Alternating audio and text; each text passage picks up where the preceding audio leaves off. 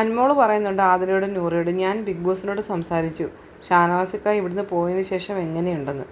അപ്പോൾ കുറച്ച് കഴിഞ്ഞതിന് ശേഷമാണ് റിപ്ലൈ കിട്ടിയത്. ഡോക്ടർമാരുടെ നിരീക്ഷണത്തിലാണ്, ഓക്കെ ആവും, തിരിച്ചു വരുമെന്ന് പറയുന്നുണ്ട്. അപ്പം നൂറ പറയുന്നത് സന്തോഷം, അങ്ങനെ വന്നാൽ മതി, വരണം. പക്ഷേ പുള്ളി എവിക്ഷനിലില്ലല്ലോ എന്നും ചോദിക്കുന്നുണ്ട്. അനുമോള് പറയുന്നുണ്ട് പുള്ളി ഇല്ലല്ലോ അല്ലേ, നന്നായി, പുള്ളിയുടെ ഭാഗ്യം. ആദിലയോട് അനുമോള് പറയുന്നുണ്ട്, നീ പറഞ്ഞിരുന്നെങ്കിൽ നിന്നെ ഞാൻ നോമിനേറ്റ് ചെയ്തേനെയായിരുന്നു, നീ പോടി വട്ടി, നിന്നെ ഞാൻ തിരിച്ച് നോമിനേറ്റ് ചെയ്യുമെന്ന് ആദില പറയുന്നു. നമുക്ക് 3 പേർ കൂടെ അങ്ങോട്ടും ഇങ്ങോട്ടും അങ്ങ് നോമിനേറ്റ് ചെയ്താലോ, ഇനി ഗ്രൂപ്പാന്ന് പറയണ്ടല്ലോ. പിന്നെ ഒരു കാര്യം ഉണ്ടെങ്കിലല്ലേ ചെയ്യാൻ പറ്റൂ, വെറുതെ ചെയ്യാൻ പറ്റില്ലല്ലോ എന്ന് അനുമോള് ചോദിക്കുന്നുണ്ട്. ഒന്നും പറയാൻ പറ്റില്ല കേട്ടോ, എന്നാലും ഇതൊക്കെ മനസ്സിലുണ്ടല്ലോ, ഞാൻ പറയാണ് കേട്ടോ.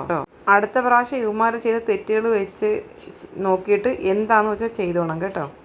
ഇവന്മാരെന്തൊക്കെയാണ് ഇവിടെ ചെയ്തതെന്നുള്ളത് വെച്ചിട്ട് നെവിൻ, അക്ബർ, ആര്യൻ. അപ്പം നൂറ പറയാണ്, അത് പിന്നെ ഉറപ്പല്ലേ, ഇതൊന്നും പോകുന്ന കൂട്ടത്തിലുള്ളതല്ല, എന്നാലും നമ്മൾ പറയാനുള്ള കാര്യങ്ങൾ പറയുക എന്ന് അനുമോൾ പറയുന്നുണ്ട്.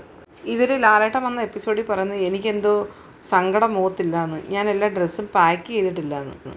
ഇവിടെ എൻ്റെ അടുത്ത് പറഞ്ഞത് 100 ദിവസത്തേക്ക് കണക്കാക്കിയുള്ള ഡ്രസ്സ് എടുത്തുകൊണ്ട് വരാനാണ് പറഞ്ഞത്. നിങ്ങളുടെ അടുത്ത് എല്ലാവരുടെ അടുത്തും പറഞ്ഞു, ഞാൻ അത് കണക്കാക്കിയാണ് ഡ്രസ്സ് കൊണ്ടുവന്നത്. പിന്നെ എനിക്ക് ഒരു ഡ്രസ്സ് പോലും അയക്കേണ്ട ആവശ്യമില്ല, പിന്നെ വീക്കെൻഡ് എപ്പിസോഡിൽ ഇടാനുള്ള ഡ്രസ്സ് മാത്രം വേണമെങ്കിൽ അയക്കാന്നുള്ളത് മാത്രമേ ഞാൻ പറഞ്ഞിട്ടുള്ളൂ എന്ന് അനുമോള് പറയുന്നുണ്ട്. ഞാൻ എത്ര വർഷമായിട്ട് യൂസ് ചെയ്യുന്ന ഡ്രസ്സുകളാണെന്നറിയോ ഇതൊക്കെ, സൂക്ഷിച്ച് വൃത്തിയായിട്ട് ഉപയോഗിച്ചിട്ട് വീണ്ടും കഴുകി വൃത്തിയാക്കി വെച്ചതുകൊണ്ടല്ലേ ഉപയോഗിക്കുന്നത്. ഞാൻ മുന്നേ ഇട്ട അതെല്ലാം ഓരോ പ്രോഗ്രാമിലിട്ട ഡ്രസ്സുകളാണ്, ഒന്നും ഞാൻ കളയത്തില്ല.